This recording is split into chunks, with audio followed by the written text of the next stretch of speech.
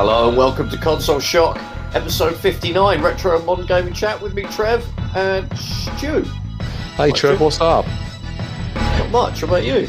Oh man, I've just been on a training course all week. It has been mental. It's just the DOS though, isn't it? It's just like sort of the David Brent, type. There were a few David Brent moments, but... Get a guitar out or anything? Yeah, I tried to tone them down, to be honest. Really? Yeah. The guitars and the cheesy 80s videos and stuff. Yeah, no, I didn't break into song or anything, but no, it was good fun actually, and it was all sort of sales training and stuff. So it was fun, and we had a few beers in the evening and talk about retro video games with everyone. Do you know what? The instructor, he was actually a little bit older than ourselves, and we had a chat last night all about retro games and. You actually seriously did? We seriously did, and then so there's about 10 of us there around this table, and everyone's I used to play GoldenEye. Me and my mates had 4 of us around this little 14-inch TV, and we're talking about Call of Duty, and then everyone sort of seemed to like playing Total War and games like that on the iPad. That's what it sort of led to. Oh dear! I got to the point like, actually, I wouldn't mind playing a Total War game now. After everyone seemed really sort of pro about Total War.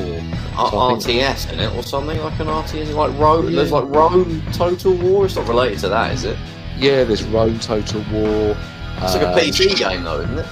Yeah, PC and iPad. Yeah, sort of going back. I mean, that's what I used to play all the time on the Amiga and the PC. That's the type of game I really loved. So now I'm obviously more into console gaming. It's sort of a genre that I haven't really delved into for sort of many a year. I don't think it was really when we got to like the PlayStation, I would say, that you kind of got decent console versions of that kind of stuff. Do you remember there was like Civilization 2 on the PS1? Yeah, there was Command and Conquer. But a Populous game on it as well, like a weird Populous game. Yeah, you can't play them. I know there was a mouse available for the PS1, but you can't play that type of game on a console. No. As powerful it is, because you just haven't got the right controller. You need a keyboard, you need a mouse. I think Command and Conquer was probably about the best example of one where they did a good job of the console versions, I think. But yeah, like SimCity 2000, I remember a lot longer ago I played the Saturn version of that, and it's so difficult to play with a pad. Exactly. It's just, if you play it with a mouse, it's just intuitive. You just know what you're doing. So that's what I'd recommend. But how's your week been? What have you been playing? To be honest, I'm in a bit of I've bounced around sort of the 5th generation of gaming consoles. Yes. So I've had a bit of a PlayStation, PS1 sort of kick, and then I've sort of dug out the Saturn and the 3DO. Well, 3DO obviously we're going to talk about today in a bit more depth. But yeah, I played the Saturn last night. I was kind of at the weekend, I just had a bit of a thing where I watched a bunch of Digital Foundry, and we got to the Need for Speed episode. Obviously, we've had John on the show. Yeah, exactly. From Digital Foundry. John Lindemann. Give him a shout out. Hi, John. He did that Need for Speed episode. I think we probably chatted to him about it actually when he was on. But I actually thought, sod it, I'll actually give him a go. And I played the 3DO version. And I enjoyed it. It's got a terrible menu system. It's probably the worst thing about it, the menus. But once you get your head around where everything is, it's not too bad. Then I played the Saturn version like last night. It's actually all right. I quite enjoyed it. It's a lot faster than the 3DO version. It's the same kind of game essentially, but it's a lot faster and the menus are better. It's almost like a remix of the 3DO original. And I've got the PlayStation version as well. So I need to try that. Was it Lazy Game Reviews that did a sort of comparison of the Need for Speed games of 3DO? Because I know recently he released a video where he put there was some sort of add-on pack called Need of the Speed or something, and we all played extra speed. We Need Extra Speed. It was some sort of British publisher. Add-on. Yeah. Add-on, and you managed to get it working, and it was just these really crazy tracks which had huge pop-in, and then you could just fall off the side and It was like into nothing. You could edit the tracks, yeah. That's on the PC version you did, yeah. I haven't touched the PC version. It was just the consoles that I played it on. Okay. But it's still a good game. It's a different experience to I would say that they all have their own merits, each different version to warrant them, being played. All of them being played. Not so much the Saturn and the PlayStation are very similar, but certainly the 3DO is different enough to the Saturn and the PlayStation that it feels like a different game. It's so much slower. But yeah, it's an interesting game. So that's what I've been playing. What about you? Well, I'm nearly completed Gears of War. The new one. The new one, Gears of War 5. I'm on like the second to last chapter at the end, so I might finish that off tonight or maybe over the weekend. Oh, cool. So I'm doing that, and I sort of want to. I was going to sort of. I know. I always go, oh, what game are you buying? And then you tell me to buy Goldstorm, and sort of the conversation kind of ends there. Yeah. Really. Did you buy it? No, I'm waiting till next year's Goldstorm. Yeah. I want Juventus back in Goldstorm 21. That's technically it is Goldstorm, isn't it? The latest. Everyone's shaking scratching their heads right now. What the hell you're on about? You have to explain this. Well, we had a conversation, and I think I reached out to your Twitter, and I said, "Oh, Trev, what shall I buy? Shall I buy FIFA 20 or shall I buy Pro Evo eFootball Evolution 20?" Obviously that's got a long title. That's got a long title, so obviously it's a good game. And then you told me to buy Goldstorm. I believe it's on the PlayStation 1. It is indeed, yes. I haven't bought Goldstorm, and I haven't bought FIFA, and I haven't bought Pro Evo eFootball 2020 Evolution. The weird history of Konami's football series deserves its own episode. I'm sure we'll do Trev, let's not go into that now. Let's not go into it, but let's not go into that now. Goldstorm. Hit like if you want to hear. Yeah, let's just completely leave them in the dark about this weird Goldstorm thing we've just spent 2 minutes talking about. Yeah, hit like if you want to hear all about Goldstorm from Trevor for 2 hours. Hit like. Smash the like button. So in terms of what we've been playing, so you've obviously been playing your Gears of War. Yes. I actually, I've been playing it on and off really, but I've kind of managed to focus on it a bit more in the last week or so. Castlevania Symphony of the Night. I've been playing. Whoa. I thought you hated Castlevania games where you have to wander around, go backwards, go up here, try and backtrack, and you just want to walk forward. And that's what you told me, Trev. I thought I would as well. How come you changed? I thought I would as well, but I thought, you know what? You can't really have an appreciation of the old Vania if you don't try and embrace the Metroidvania style games. I was never a big fan of Metroid, which kind of originated that whole giant sort of expansive area that you've got to explore, and with different rooms, and you backtrack back and forward, and you get a power up that allows you to get to this other room that you've been locked away from a bit further down, and all that kind of dungeon. It's not dungeon exploring, is it? But it's called, I guess it is in a way. And then Castlevania went down that direction in the late 90s for Symphony of the Night. So I thought, well, I've done all the sort of 2D side scroller Castlevanias, which I really enjoyed. I'm not sure I'm going to like the Metroidvania type, but I played Symphony of the Night. I've actually been doing the Saturn version through an emulator.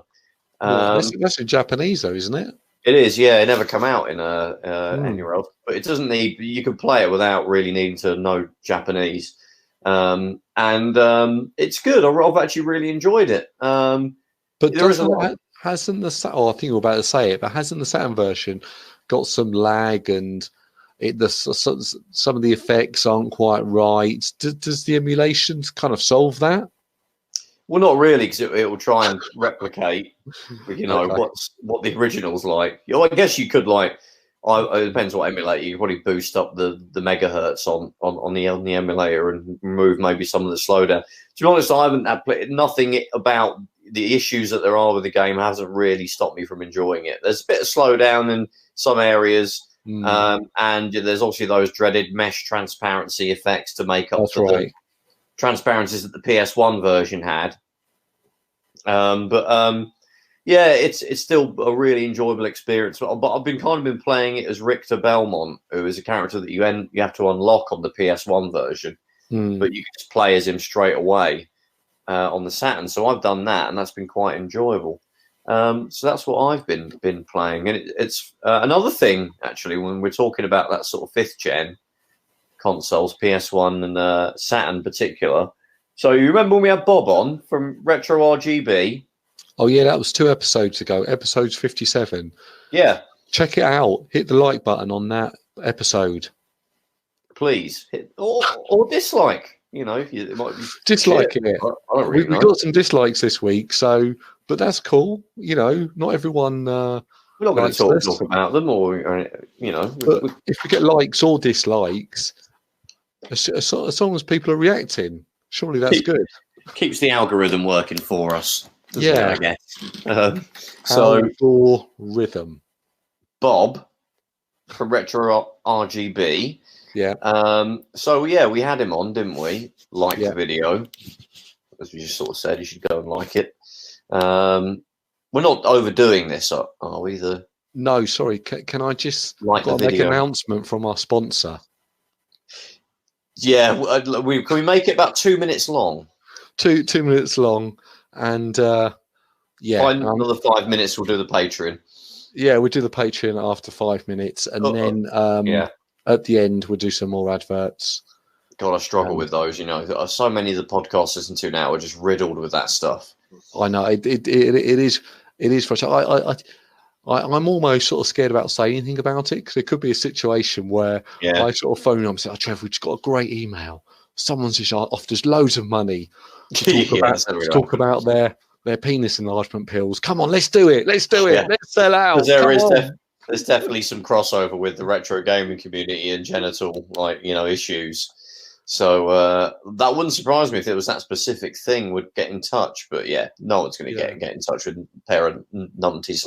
Not even got 200 subscribers. Oh well, we get loads of downloads on iTunes. Anyway, Bob from Retro RGB. Oh, we need another. Have you mentioned all our sponsors? Oh, Skillshare. Yeah, that's it. We done. Skillshare. Retro RGB. Loot box. Sign up to Loot Box because they've gone bankrupt. Loot box crate. Neil, all the crates, all the boxes, all the penis enlargement pills. Audacity. Bob from Retro, Bob from Retro RGB. So what we're trying to bloody get to is so plugging shit into the telly is annoying, isn't it? We address that. Yes, obviously.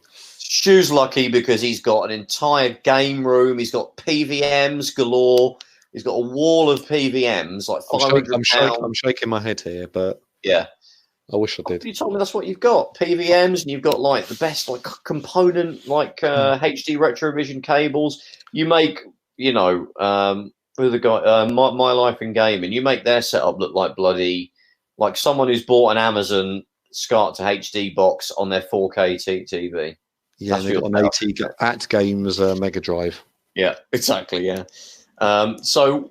And with a component with a composite connection. So we said to Bob, him, wouldn't it be great if we got to a point where there was just a straight up HDMI cable for every retro games console that's just plugs in the back, the console, other end's HDMI, bang. Trev, that will never happen. That was the dream, wasn't it? It'll never happen. Don't live in some crazy world where that could happen. I assume his name is actually Robert, Bob and all that. Might be a nickname. But yeah, well, Bob said, well, stuff might come out soon. Keep your eyes peeled. People are working on that. Sure enough, in the weeks since we had Bob on, if you go onto Retro Gaming Cables, .co.uk. Again, this isn't. I know we just took the piss out of podcasts that have a billion sponsors. They don't sponsor us. No, this is just we just like good cables that plug our consoles into the telly. These guys do the best ones. What we're getting at? They have released a set of cables called the Rad 2X. That are just a single cable that have analog to digital upscaler in them, and they plug directly in to your console straight into HDMI. Okay, well, it's something you need to get a HDMI cable to plug into this cable and then into your TV. But that will result in a single cable. You're not going through an upscaler box like the crap one from Amazon that I use. You're not getting an OSSC in between them. You don't need to get a FrameMeister. It's just the one cable back of the console. Well, with an HDMI cable, so 1.5 cables into the back of the TV of your HD TV, and that's it. No extra lag, no extra big, expensive £400 devices. That's it. And they've released them for the PC Engine, the Mega Drive 1, Mega Drive 2, Saturn, Neo Geo, Super Nintendo, which also works on N64 and GameCube. The N64 has to be RGB modded, though. It won't work without that. And the PS1. And they're about £47 each. £48. Talking about pricing, if you go to this website and put in Console Shock 10, you'll get 10% off. Retro gaming cables, for example. Retro gaming cables. Please don't do that. You won't get 10% off. But go there anyway and buy them. Really not. We're not attracting sponsorship at all, are we? With this sort of snarky attitude that we have. You know what? It's what's so annoying about the iTunes app, because I listen to some retro gaming podcasts that I'm not going to mention, but they have sponsors, and I don't really want to hear about that.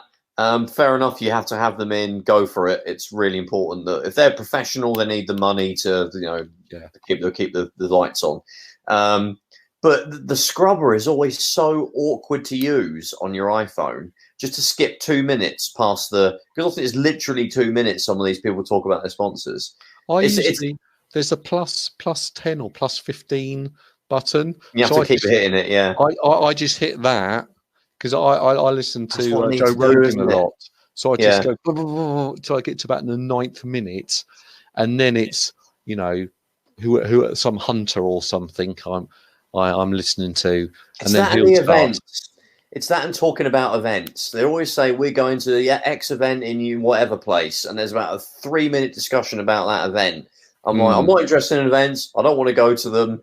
I don't want to go to a place in up north for £100. Hotel and ticket to play a frigging console I've got in my living room and talk to people about it. I've got you. I want to talk. I can talk to you about bloody. Remember that cool Amiga game from 1986? It's like sound like a real grumpy twat.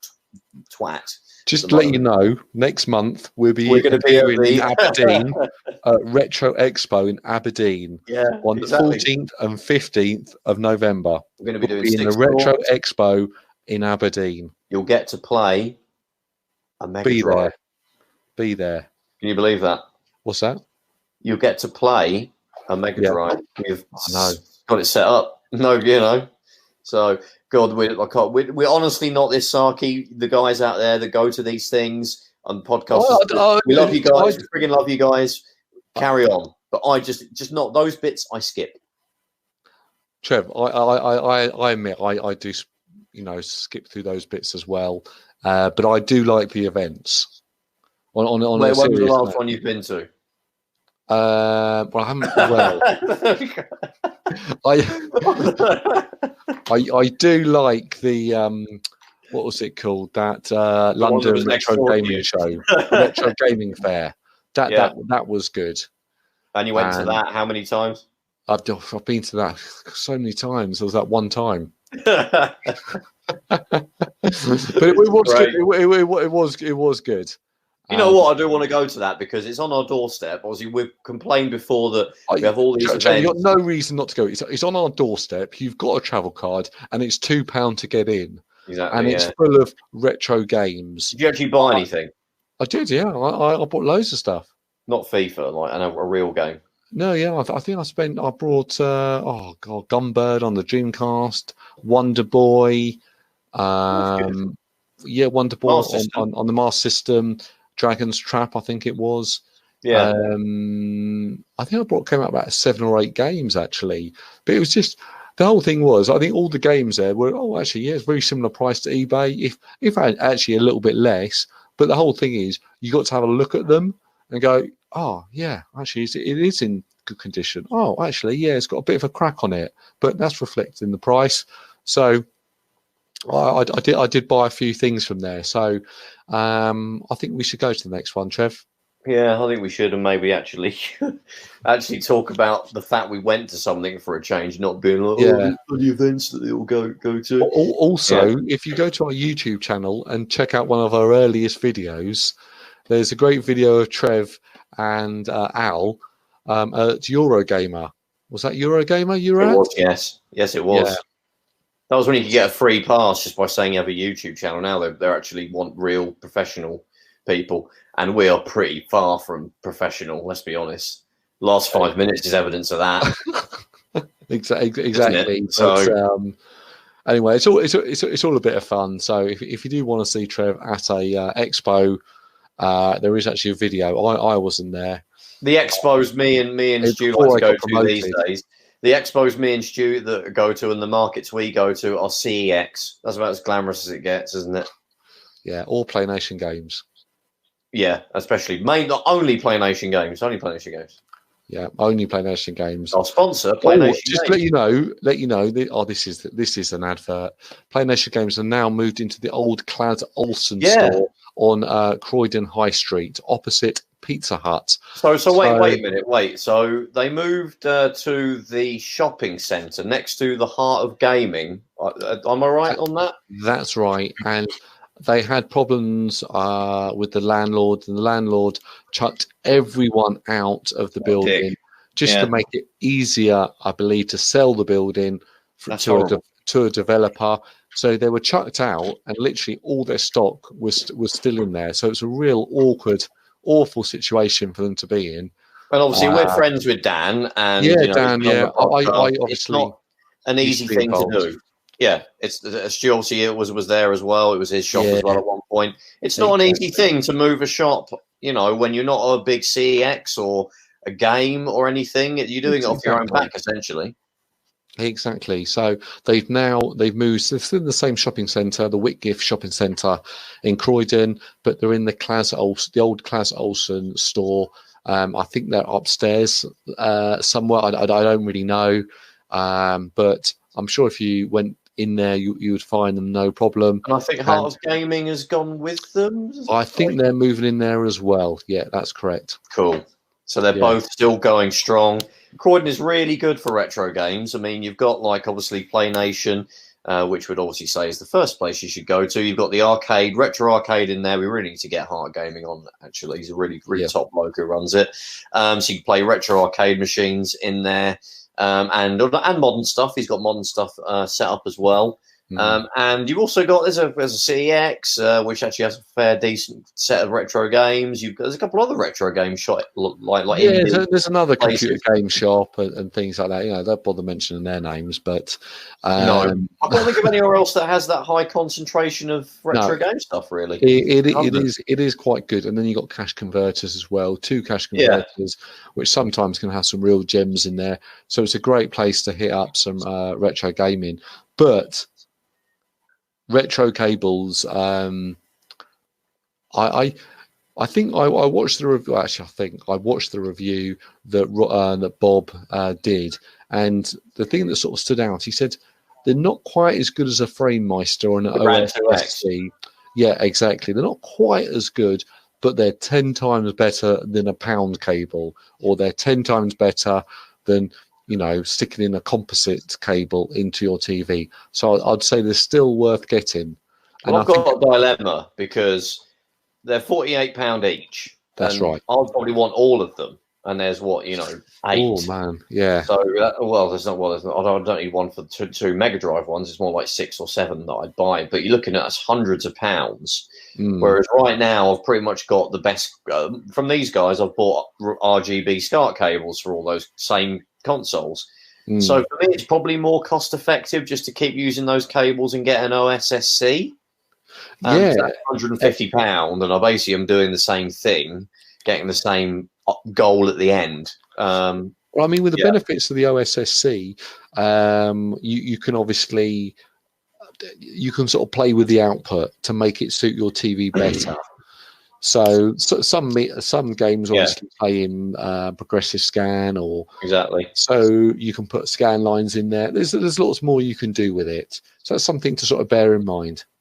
So we thought we'd update everybody. Those cables are now out that Bob sort of foreshadowed. So go and check out retrogamingcables.co.uk. Not our sponsor. No. We're not going to get any bloody sponsors. If we did, we would literally talk for about 3 minutes every few minutes to get the old cash from them and sponsorship money. But hey, we would never sell out for you guys. We're solid. We are. Oh, just hold there for a minute. Integrity is all. What? Go ahead. I'd happily sell out. Yeah, I'd happily do an advert. Probably would as well, to be honest. I would. Yeah. More important than, keeps the lights on, doesn't it? Yeah. Skillshare. Email us. Yeah. Retro Gaming Cables will put you over pretty hard today in this podcast. So they're good guys. They're good guys. Anyway, the 3DO. That's what people want to know about. Of course. How often do you get asked about that console, Stu? In fact, when you're in Play Nation, so I remember I actually when you were still working there, I actually bought some 3DO games from you. You did have a selection of them in there. I think I nearly cleaned you out of them, actually. Yeah. Being a fan of it. How often did you have that in? How often did you have 3DO systems? I think we probably got 4 or 5 a year, something along those lines. So we got a decent amount. We got a decent amount of them, to be honest. It's an interesting system because you've got that 5th generation of consoles, which is a very odd generation because you had a sort of a lead-in sort of group of systems, sort of the Philips CDI, the Amiga CD32, and those I would say are probably a closer to the Mega Drive and the Super Nintendo. Wouldn't you say they were in terms of their sort of what they could do in terms of graphics? Yeah, they had that kind of that family of processors, and they were a lot of machines at that time was just we called it 32-bit and stick a CD drive in it, and but in reality, it wasn't the jump that I think we wanted for those. Yeah, so there was kind of like there was almost like an in-between generation, although they are kind of part of the 5th generation. It was kind of an in-between, and you had the Atari Jaguar, which was had a bit more power. But when people think of the 5th generation, they think of the Saturn, the PlayStation, and the N64, and that's kind of war between those consoles. Obviously, the PlayStation ended up winning by a considerable margin, but I think the first console that was released that actually was kind of that level of the PlayStation, that we're using the sort of the PlayStation as the baseline, I think it was actually the 3DO. So you've admitted that you don't know a great deal about the 3DO. I'm assuming you don't have one in your collection at the moment. I don't have one. I mean, I never had one in the past, and so I think I said before the podcast was, I think you know more about it than I do.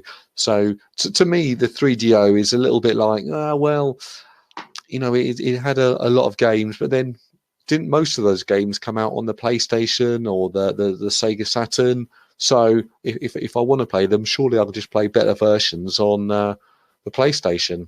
That's probably the right way to go about it. Yeah. So it's an interesting console because it wasn't really made by a single manufacturer like a Sega or Nintendo or Sony. It was actually the sort of brainchild of Trip Hawkins. Do you know who he is?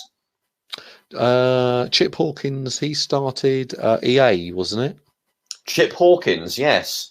He started at He should be called that, shouldn't he? Like, I just wanted to say Chip Hawkins. Such a good name, isn't it? Trip Yeah. Hawkins. Well, do you know what? It's quite an unusual name if your name is Trip.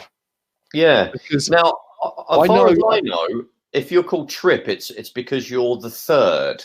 So you've got a normal name like Dave Phillips the third, but in America, you'll get your nickname will become Trip because 3 triple.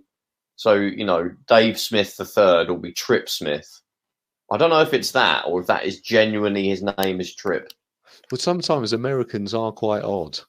Yeah, with that whole naming thing. So you do get lots of names like Skip, Chip, Chuck, Randy. And I'm actually spot on with this. Trip Hawkins' real name is William Murray Hawkins the third. Oh, so he got the Trip from the 3 triple. Yeah. Oh well, okay. Well, that's well, I don't think I want to be called something the third. Yeah, I know. Just why they can't come up with a new name, for God's sake? You've been using the same one for generations. But anyway, Trip Hawkins, founder of EA. Who do we know EA for? Some obscure games? Yeah, so they're famous for making the Battlefield series of games, the FIFA series of games, and also they've done some amazing work earlier in this year. Oh, what's that game? Turning kids into gamblers. Turning kids into gamblers. They've nailed that. Yes. Surprise mechanics. Yes, surprise mechanics. I'm going to go to William Hill Bookmakers tomorrow for some surprise mechanics. They should just call it the Surprise Mechanic Emporium. Yeah, where you have surprise mechanics with horses. Yeah. So that's basically what they're known for right at the moment, isn't it? But EA really important in the history of sort of video games, really. In the early days, they were on the Amiga making things like electronic arts, making Deluxe Paint and a bunch of other sort of games as well. And they probably made their name on the Mega Drive, really, with, like you say, FIFA, the Madden games, lots of cool. Road Rash is a game I was very fond of. Populous, that was by EA as well. Desert Strike, tons of awesome games. And then they sort of carried on to this day, really, with like Dead Space and Battlefield, as you say, and FIFA and Madden is still going, and NBA Live. All those games are still going. But Trip Hawkins started that company. Now, he wanted to make, he had an idea of having a games console, but instead of like EA perhaps making it, he would just get the specs together and license those out to other electronics companies to make the actual hardware, much like a VHS player. There wasn't a single company that made video recorders. Someone came up with the specs and then licensed those out to other companies to make for them. They pay a license fee to the people that came up with the specs. Same with DVD players. The DVD, is it the DVD like group or technology team that come up with the specs? They get a royalty. They license out the specs. People go and make the hardware, and then the people that make the hardware pay a royalty to the DVD group. So that was what he wanted to do with the games console, which seems like a good idea on paper. Yeah. And at the same time, 2 chaps called RJ Mical or Mical, can't remember how you pronounce his name, and Dave Needle, who were, again, also famous in sort of the realm of video games already by the early 90s, because they helped make the Amiga. They were very pivotal in the creation of the Amiga, designing the hardware, and also the Atari Lynx. Oh, that just brings me on to something. I just want to give a shout out to Led's Layer, who asked about how the 3DO on our Twitter page, Console Shock, he asked, how is it the descendant of the Amiga and the Lynx? Exactly, a really good point. So it's kind of the cousin of the Lynx and the Amiga, which is really, really interesting. So Trip teamed up with those guys who apparently already had sort of the specifications for a new games console kind of written down literally on like a napkin over dinner, where they come up with this console. Didn't have a name or anything. They just had the specs, and it was like mega powerful by the standards of the day, the early 90s. Obviously, we were still in an era of 2D sprite and tile-based games. Platformers were obviously like the sort of the main, most popular genre at the time. 2D platformers. 3D games were very demanding, like things like flight simulators on the Amiga that would use polygons. Some racing games would do that. It was really the arcades where polygon-based 3D games like Virtua Fighter and Daytona and Ridge Racer had any kind of the hardware was powerful enough to give you a good experience. And those were the games that were coming out that you're like, wow, they were like the mind-blowing things at the time, like 92, 93, 94 time. Now, RJ Mical and Dave Needle, they come up with a console that could actually produce really high-quality, fast 3D polygon graphics. Things like the Saturn and the PlayStation weren't really sort of doing the rounds in terms of specs being banded around at that point in time. Probably within Sega and Sony they were, but that wouldn't have affected really Dave and RJ. And then they teamed up with Trip, and he said, "This is great. I was looking to maybe produce a console. What you have is perfect. Let's team up, and we'll make a company that will like finalize the specs, and we'll start licensing out the specs to consumer electronics companies who can make the console on our behalf. They'll pay us a royalty on the hardware that they sell based on our specs, and then we'll also get a royalty for the games that are produced, except the royalty will be really low, a few dollars per game, as opposed to having to pay, a huge chunk of each game that we sell, like Nintendo or Sega would do." So basically, their way of earning money, their income stream was from licenses actually on the console rather than on the games, which obviously that's what Sony, Sega, and Nintendo do. Well, yes, but it was also the fact that they would, because their licensing fees for the games to run on their hardware would be so low. Presumably, that would mean everybody would flock to them because they'd save tons of money. The developers would make more money because they'd get a bigger chunk of the sale of each game than they would, as you say, to this day. It's the same thing where Sony get a huge chunk of the game. Basically, Sony and Nintendo and back in the day, Sega would sell the hardware, the Mega Drive or the PlayStation or the Super Nintendo, N64. They would sell the hardware, the console that you play the games on, for a loss. So the PlayStation back in the day would have cost more than £300 to build and sell for Sony. But they would sell it at £300 and take a hit on the console, knowing that they'll get the money that they would get from selling the games, because their license fee for each game or their royalty for each game would be so big, it would more than make up for the hit they took on the console. And it worked. They would made a ton of money because they sold so many units.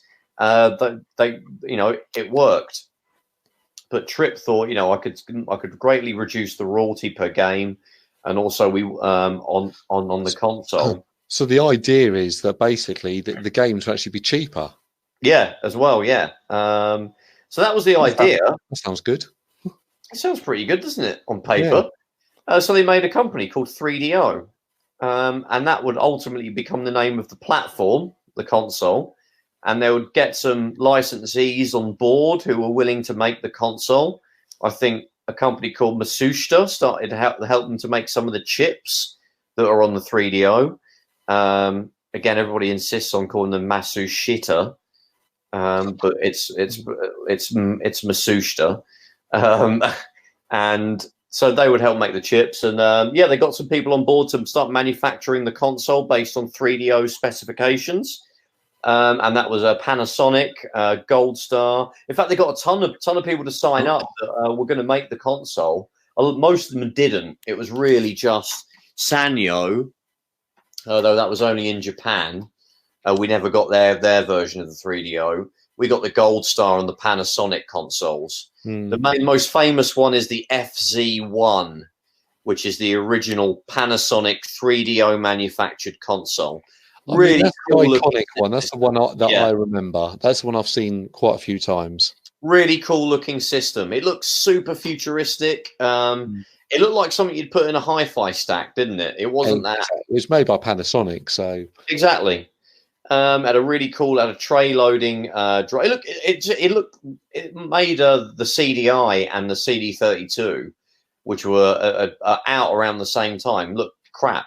in terms of just the way the system looked. And it was solid. It just looked solid. And in terms of 3D performance, as I say, it was closer to the PlayStation and the Saturn, but a couple of years before those systems come out. So we're looking at released in the US in sort of 1993. We got it a year later. Obviously, the Saturn and the PlayStation came out at the end of 95.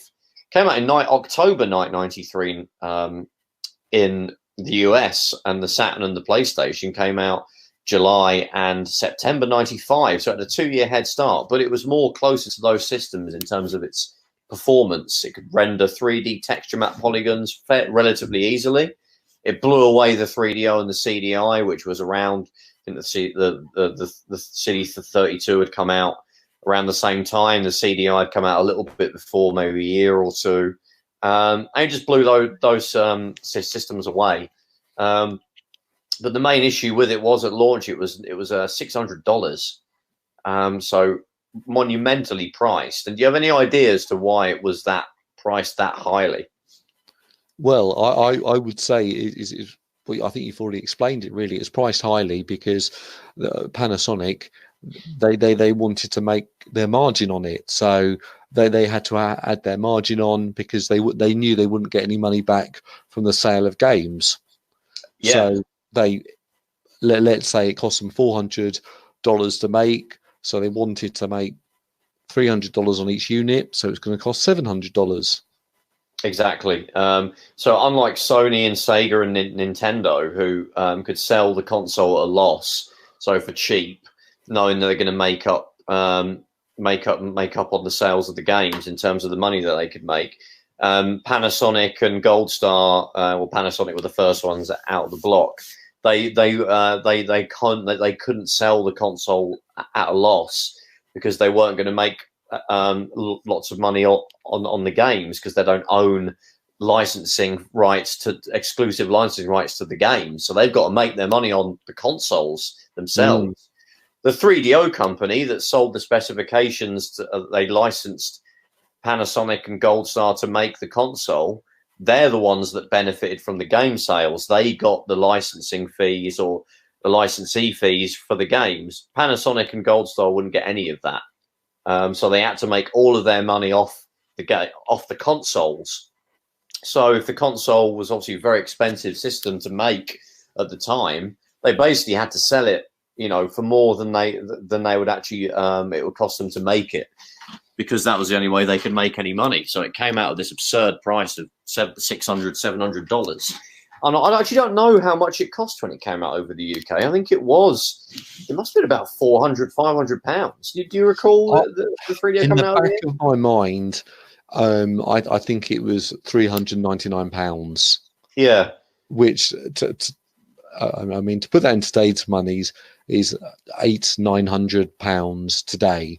So yeah. It's. That's too much. Exactly. Yeah. And the interesting thing about it, we got it in June of 94. That was how much it was for us, or when it came out for us. So it was a lot closer to the launch of the Saturn and the PlayStation. So perhaps at that time, people already had half an eye on, getting a Saturn or a PlayStation. I know that's certainly where I was. So the 3DO didn't really appeal to me at the time because I knew those systems were going to come out. And Sega would have its games that we all knew and loved from the Mega Drive and the PlayStation. They were already announcing some amazing games for that, so it was kind of handicapped from the start. But it had really good hardware in it. It had a 32-bit RISC CPU.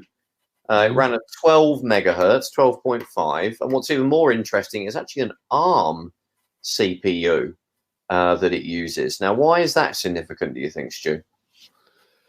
Oh, that was an ARM. Well, that's what they make all the chips today out of, isn't it?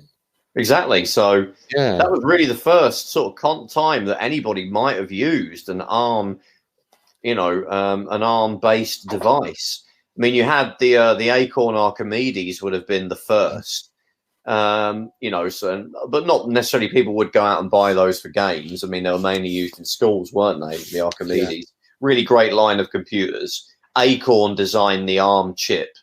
So the 3DO used an ARM chip, and now ARM processors are basically the forefathers of every mobile phone and iPad and tablet chip that we use today. So the 3DO was a games console that used an ARM chip, and the forebearer of the predecessor to the chips that are in tens of hundreds of millions of devices today. So it's kind of a cool fact about the 3DO. And that chip was pretty powerful. Like I say, it could chuck a lot of polygons around. It could do texture mapping. So beyond anything that was on the market at the time. So it was a really powerful machine for its kind of particular point of time that it got released. It was outdone by the Saturn and the PlayStation. So there were a lot of games were ported to it. But what else do you recall of like the 3DO? I mean, obviously, I remember. Oh God, my mind's gone blank. What was the name of that TV show on ITV?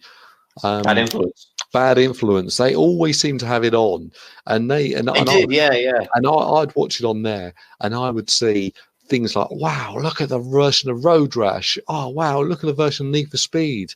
Oh, wow, look at the 3D version of FIFA!" And I remember seeing that, and I was generally, I really want that machine. To be honest with you, it was obviously way too expensive. My parents would never have bought it for me at the time, or I couldn't afford it, for my paper round. So I remember seeing all those games and actually being sort of blown away, sort of by them and going, now this is the sort of the next level of games here. This is where it's going, and actually being genuinely sort of very impressed with that type of. With how the games look, especially, it's like Road Rash and Need for Speed. They're the ones that really stood out. Yeah, you couldn't really create that sort of thing on the SNES or a Mega Drive at that point. Way. Or a CDI or Amiga CD32. It was so far ahead of those. It was really only the arcades that could match exactly what was on the 3DO. And the games you sort of mentioned, it had a really good selection of games. An obvious one that people would know straight away. It had the best home version of Super Street Fighter 2 Turbo. It's not arcade perfect. It's close. There's things like the backgrounds don't have parallax scrolling. It's missing a little bit of animation, but it's actually my favorite version of Super Street Fighter 2 Turbo. It's great. Obviously, it's way beyond the Mega Drive and SNES versions of Super Street Fighter 2 Turbo. It was the best version you could get on a console of Street Fighter 2 at that time.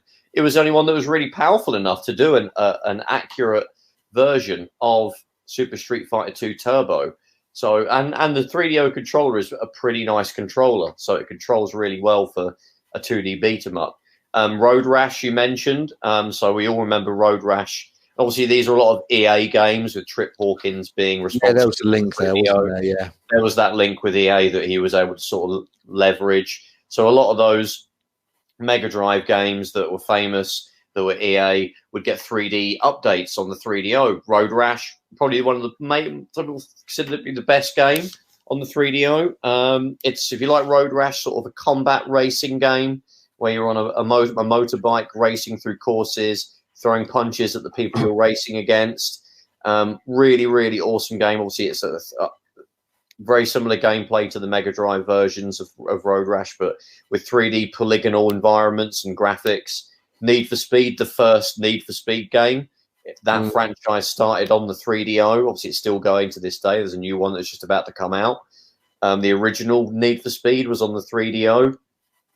Quite a slow-paced racing game if you go back and play it now. It's more a simulator, wasn't it? Yeah, it was kind of marketed as like a driving simulator as opposed to a fast-paced arcade game. Probably because it kind of runs at about 15, 20 frames a second. That's enough, though. You don't want any more. Yeah. Well, in those days, when you think, Formula One Grand Prix on the Amiga was a 3D polygonal racing game. But that ran at, single digits in terms of like frame rate, didn't it, at times? It did, yeah. But that's a great game on the 3DO, Need for Speed. Obviously, textured polygon racing game. Amazing draw distance for the time. Again, slow-paced, more of a simulator, but still plays well to this day. It did get ported to the PlayStation and Saturn, as we've already sort of mentioned. A lot of those games appeared later. Plays quite a bit differently on those systems because it plays a lot faster, probably because the frame rate is better on those consoles. They had a bit more hardware. There was a bit more room to bump that frame rate up. But great game on the 3DO. Gex, which is a platform game. I was about to say that was first on the 3DO, and obviously came back with sequels on the PlayStation. Yeah, that's right. Yeah, literally like one of those classic animal mascot type 2D platformers, kind of like the sort of pre-rendered sprites like Donkey Kong Country, but a good game. Is a genuinely good game. Ported again to the Saturn and the PlayStation, so you can pick it up there as well. Came out on the 3DO first, and then you've got things like this. There's a really good version of Samurai Showdown on the 3DO. Some of the Mega Drive, Mega CD games got 3DO ports like Night Trap. Yeah. Sewer Shark. They've got upgraded video quality, so they're probably a bit better to play on the 3DO than you would on the Mega CD. And then you've got things like FIFA. So the first 3D FIFA game was on the 3DO. It's pretty good. It's actually, I think it's a bit better than probably the equivalent on the PlayStation and the Saturn would be FIFA 96, which is the first 3D FIFA on those consoles. It's actually quite playable still, the 3DO version. Again, I think it's better than the Saturn and PlayStation FIFA 96, which is quite clunky to play these days. So you check that out. Really sort of important part of the evolution of FIFA on consoles. Madden, it got a 3D version of Madden. I think it's still sort of sprites for the players, as it is on FIFA, funnily enough. But again, Madden's franchise that's still going to this day made an important sort of jump in terms of what it could do. You've got the Wing Commander 3 and Super Wing Commander. You've got some like light gun games. You've got Mad Dog McCree, which is a famous arcade game, sort of which use a laser disc. Dragon's Lair. It's got a really good game. It's really good like then arcade conversion. You've also got things like Starblade, which is a really famous sort of polygonal Namco on-rail space shooter, which also appeared on the PlayStation. It's actually a lot easier to find a copy of it on the 3DO than the PS1. So check that out if you're into those sort of on-rail shooters. And you've got some quirky games that didn't really appear anywhere else. One comes to mind. Sorry to interrupt you, Trev. One comes to mind is if you remember that episode of the Angry Video Game Nerd. He did it years ago. It's probably one of his most famous ones. Oh yeah. I think you know the game I'm talking about. Yeah. Plumbers Don't Wear Ties, and I use the word game in the lightest sense. It's like a bizarre kind of choose your own adventure slideshow. It's probably the best way to describe it. And I'd recommend watching the Angry Video Game Nerd Plumbers Don't Wear Ties video, and it goes to show maybe when you have or you don't have licensing for the actual games, a lots of shit can be released. Yeah, I mean there isn't a huge fee of entry. So any kind of a lot of fly-by-night developers kind of grabbed hold of a development kit for the 3DO, which I think was also the development kit itself was cheaper than a PlayStation or a Saturn one. They didn't have to pay a big licensing fee to Sony or Nintendo to become an official developer. They could just grab the kit and pay a small royalty to get the CDs and discs and manuals printed to the 3DO company. So a lot more people could take have a go at releasing a game. And Plumbers Don't Wear Ties is kind of an example of that. There's other kind of games like Mega Race, which is a PC game predominantly. Kind of a bizarre kind of game show where you're sort of in a game show where you're forced to do a combat racing kind of game show, which is very memorable for its sort of in-between segments with the game show host. It did come out on the Mega CD as well, but the 3DO version is vastly superior. It might actually be better than the PC version as well. That's quite an enjoyable game if you like sort of combat racing games. Didn't really get a port on the Saturn or the PlayStation later on, so it's kind of stuck on the Mega CD and the PC and the 3DO. Rise of the Robots even made an appearance on the 3DO. Probably could argue it might be the best version. That's not saying much because it's a terrible beat 'em up. Looks amazing in screenshots because it used pre-rendered graphics for everything. But again, one of those kind of awful games. I kind of like it in a weird way. It's one of my guilty pleasures.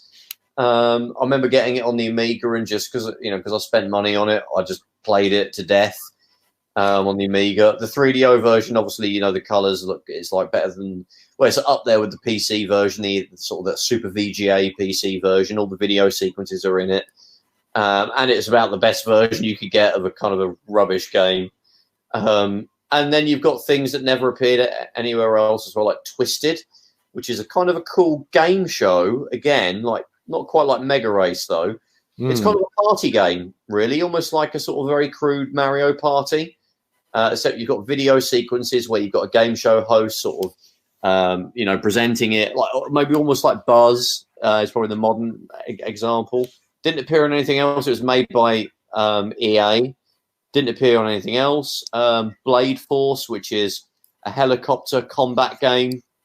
Really impressive textured polygon graphics for its time. And you've got other ones like Flying Nightmares, which is a flight simulator that's pretty bad. And it had a really poor version of Doom, unfortunately. It's very low frame rate, difficult to play these days. Probably the worst console version. I'd argue the SNES version's better, which is saying something. And you've got the Starfighter, which is actually a port of an Archimedes game. I don't know if you've seen it. It's kind of like Zark and Virus, but over a larger landscape. You play, again, a sort of a spaceship combat game. I would certainly recommend that. It is quite fun. That did get ported, I think, actually, as Starfighter 3000 to the PS1 and the Saturn. Okay. So that one you can play elsewhere.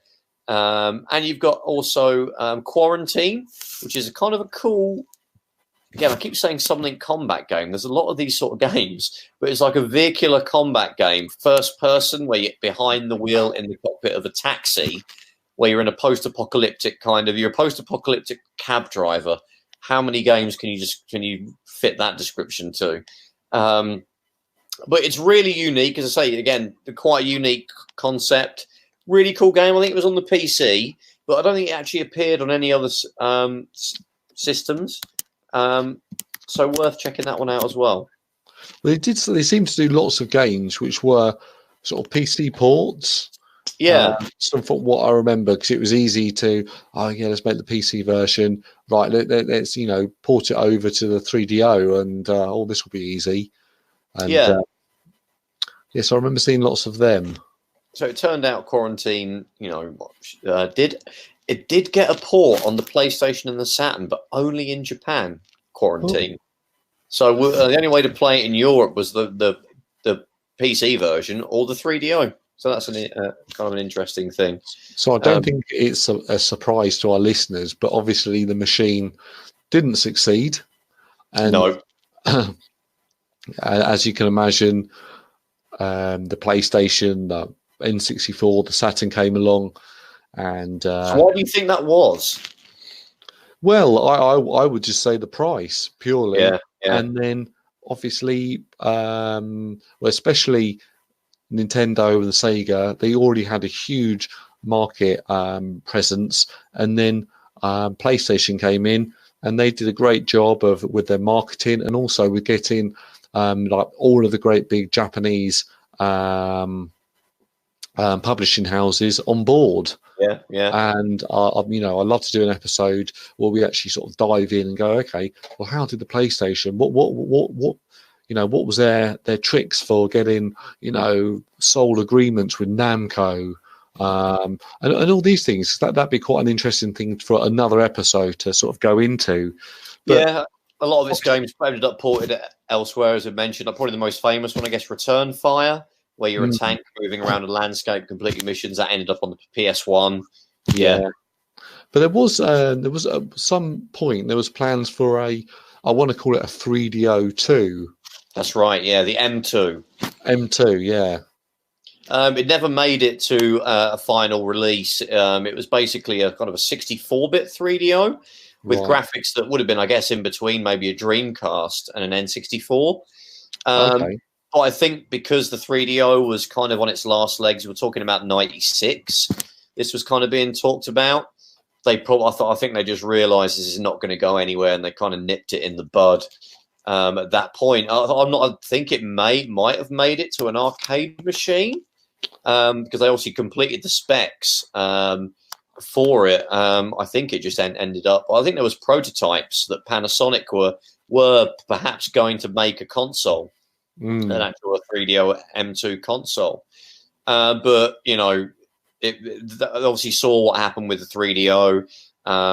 It wasn't really going to compete with. It would have still been the PlayStation and the Saturn and the N64, which were a triple threat really at that point in time. And I think it looks like Konami made some arcade games based on the hardware, but it never made it into a console.